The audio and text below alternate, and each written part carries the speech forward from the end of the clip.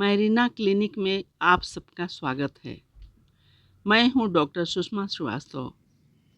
आए दिन लोग यह पूछते हैं कि होम्योपैथ की जानकारी तो हमें थी, लेकिन ये इलेक्ट्रोहोम्योपैथी क्या है? इसके बारे में हम लोगों को कोई जानकारी नहीं है। आज मैं इलेक्ट्रोहोम्योपैथी के बारे में विस्तार से बताऊंगी, ताकि इनकी औषधियों से आप सबों को लाभ मिल सके। यह पद्धति औषधियों पर आधारित एक ऐसी विश्वसनीय पद्धति है जिसमें देर हो सकता है पर अंधेर नहीं। इलेक्ट्रोहोम्योपैथी शास्त्र व इलेक्ट्रोहोम्योपैथी चिकित्सा पद्धति के खोज का श्रेय इटली की महान विभूति डॉक्टर काउंट सीजर मैटी को जाता है।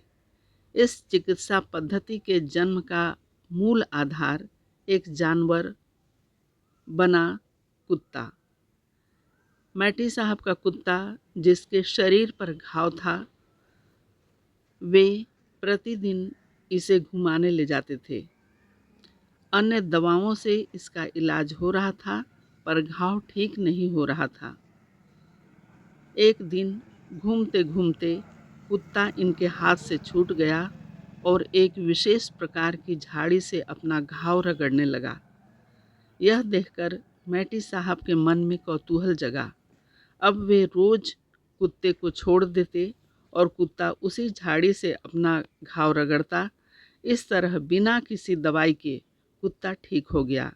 तब मैटी साहब के दिमाग में बात आई कि वनस्पतियों में अद्भुत शक्ति होती है। इसी रहस्य को समझने के लिए मैटी साहब ने थियोफ्राइड्स नामक वैज्ञानिक की पुस्तक का गहन अध्ययन किया और इसके बारे में गहराई से जाना। थियोफ्राइड्स का जन्म सन 1493 ईस्वी में मेसिया, स्विट्जरलैंड में हुआ था। ये वनस्पति जगत के महान वैज्ञानिक थे, जिन्होंने दो नियमों को प्रतिपादित किया। प्रथम, वनस्पति जगत में विद्युत शक्ति की उपस्थिति का नियम, presence of electricity in vegetable kingdom, and समानता का सिद्धांत, लॉ ऑफ सिमिलर्स। इन्हीं सिद्धांतों की खोज करने वाले वैज्ञानिक थियोफ्राइड्स 15वीं सदी में पैरासेल्सस नाम से प्रसिद्ध हुए। इनकी मृत्यु सन 1541 को हो गई थी। इसी समानता के सिद्धांत को लेकर डॉक्टर सैमुअल हनीमन साहब ने माना कि समान से समान की समाप्ति होती है। इसी सिद्धांत पर होम्योपैथी चिकित्सा पद्धति का आविष्कार हुआ। डॉक्टर काउंट सीजर मैटी ने पैरासेल्सस के पहले सिद्धांत की ओर ध्यान दिया और गहन अध्ययन किया। इन्होंने अध्ययन के दौरान यह देखा कि कौन पौधा किस समय पूर्ण शक्तिशाली होता है, और पाया कि फल फूल आने के दौरान पौधे ज़्यादा ऊर्जावान होते हैं। दूसरे, सूर्य की पड़ने वाली किरणें हमारे पेड़ पौधों पर पड़ती हैं। पेड़ पौधे सूर्य की शक्ति से ऊर्जा के रूप में इसे ग्रहण करते हैं, जो विद्युतीय शक्ति से पूर्ण होती है। सूर्य की किरणों में ये विद्युतीय शक्ति होती है। हम जानते हैं कि मानव जाति प्रत्यक्ष और अप्रत्यक्ष रूप से पेड़ पौधों से जुड़ी रहती है, इसलिए उनकी समस्त बीमारियों का इलाज भी इससे संभव है। इस प्रकार मैटी साहब ने भिन्न भिन्न पौधों की आदि शक्ति लेकर 114 तरह के पौधों की आदि शक्ति लेकर कुल 38 औषधियाँ तैयार की। इन्हीं औषधियों की आकर्षण शक्ति के आधार पर मैटी साहब ने कई खोज की और यह बताया कि हमारे शरीर में दो तरह के तरल पदार्थ प्रवाहित होते रहते हैं, एक रस और दूसरा रक्त, लिम्फ एंड ब्लड।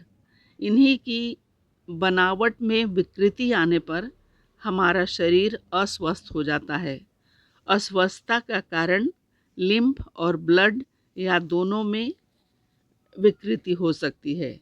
इसके बाद शोध कार्य पर विचार करते हुए उन्होंने कहा कि रस और रक्त दोनों ही तरल हैं। इनकी अशुद्धि से हम अस्वस्थ होते हैं, परंतु दुर्घटना में तो अचानक ही रस और रक्त का ह्रास होता है और अंग भी क्षतिग्रस्त हो जाते हैं, जबकि रोग की अस्वस्थता में एक या दोनों तरल पदार्थ अशुद्ध होते हैं।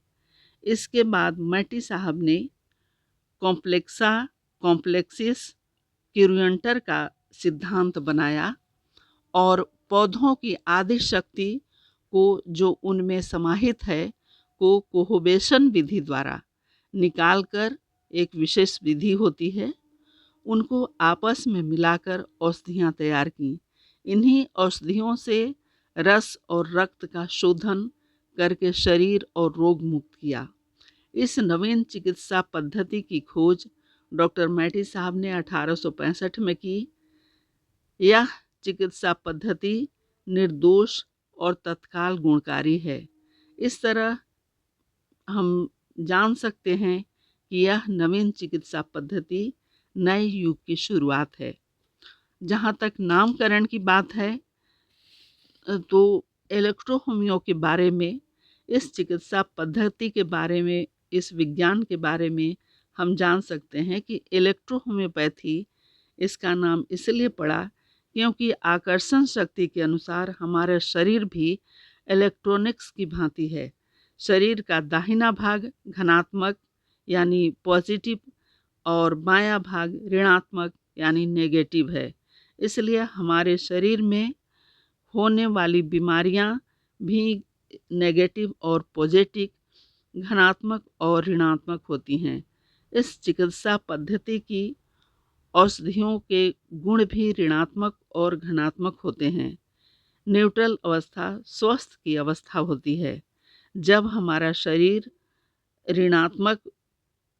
में ऋणात्मक रोग होता है, तब धनात्मक औषधियों का प्रयोग करके, और जब धनात्मक रोग होता है तो उसमें ऋणात्मक औषधियों का प्रयोग करके इसे न्यूट्रल बनाया जाता है और इस तरह रोग की समाप्ति हो जाती है।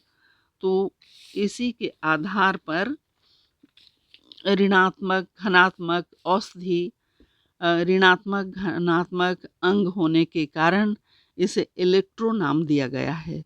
इलेक्ट्रो के साथ होमियो शब्द से तात्पर्य है समान रोग में उसी के समान चार्ज की औषधि देने से है। इस तरह इलेक्ट्रोहोमियो इलेक्ट्रॉनिक सिद्धांत पर आधारित है। इसकी औषधियाँ बहुत ही गुणकारी हैं। आप इसका प्रयोग करके अपने और अपने परिवार का ख्याल रखिए। आगे और जानकारी लेकर आऊँगी इन औषधियों के बारे में, इनकी गुणवत्ता की जानकारी दूंगी।